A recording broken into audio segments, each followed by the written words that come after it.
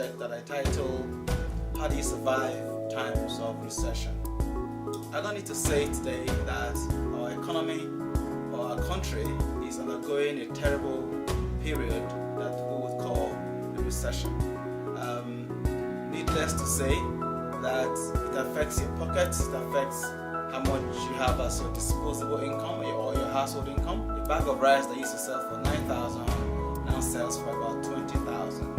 A ream of paper that used to sell for about 500 naira now sells for nearly 2,000 naira. Everything, right from the prices of goods, services, prices of air tickets, even bus tickets for those who travel by road to different parts of the country. Everything has either doubled or tripled or sometimes even quadrupled in price. How do you survive a situation where what you earn is constant, but how much you spend has sometimes tripled? How do you survive these times? For instance, if you were earning 50,000 a month and you used to buy a bag of rice at 9,000 naira and it will last you for a month for all your family, how do you survive now that the price has increased to 20? What it means is, for you to survive hard times, for you to survive a recession, you would need to find a way to increase your earning capacity. I call it earning capacity. The reality is that you cannot survive on what you earn today because of the difficult times that we live in. So essentially, you have to find out what else you can do that can potentially give you more money, more spending money, so that you're not in debt, you're not in penury, you're not in poverty. Now there has to be a way around it. What do you like to do? What skill set do you have that you can charge a fee for? What talent do you have that if you develop it, you might just be able to earn more money? Now your 9 to 5 pays you your monthly salary, but clearly your lifestyle is no longer sustainable based on what you're earning today. What that also means is that you need to find something to do. Your weekends and your evenings would have to be put to profitable use in order for you to survive times like this. First question is, what do you have? That's the first question. What do you have? Do you have a gift? Can you make dresses? Can you cook? Do you enjoy cleaning? Now, if the answer is yes, what it means is that you can build a side hustle from cleaning or from providing cleaning or laundry services or from providing cooking services for people who either do not cook or either are too busy to make time to cook. You can cook for them and during the weekends you can deliver them. Do you have a talent for sewing? Do you enjoy sewing? If the answer is yes, what it means is that you can develop an extra business or a side hustle and be able to make dresses, first of all for yourself, for your family. You can start with your friends and then you can grow from there.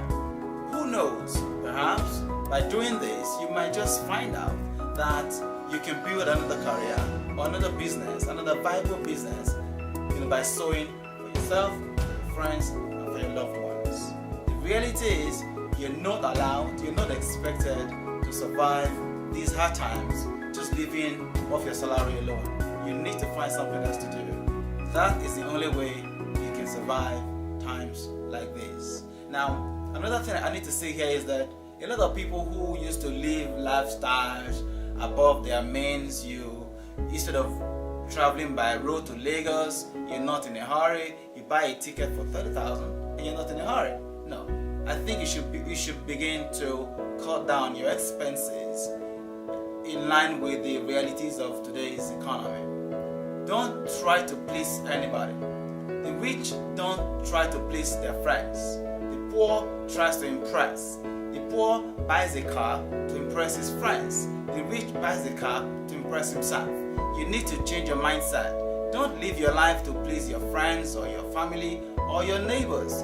If you can afford to go on a holiday to the United States or to London or to South Africa, you can go on a holiday to Uyo or somewhere in Nigeria where you don't have to spend so much or buy the dollar.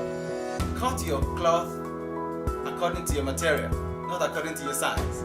If your cloth don't fit your size, what it means is lose weight, so that you're not spending too much needlessly and without returns. Our goal here is to help you find out a way you can survive times like this. The point is, you can't expect to sustain your lifestyle based on the income you always earned, considering the realities of today's economy.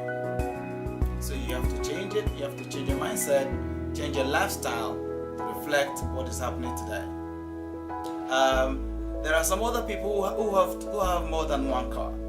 The price of fuel has increased from 97 to 145, and you have two cars. The point is, do you really need to have two cars?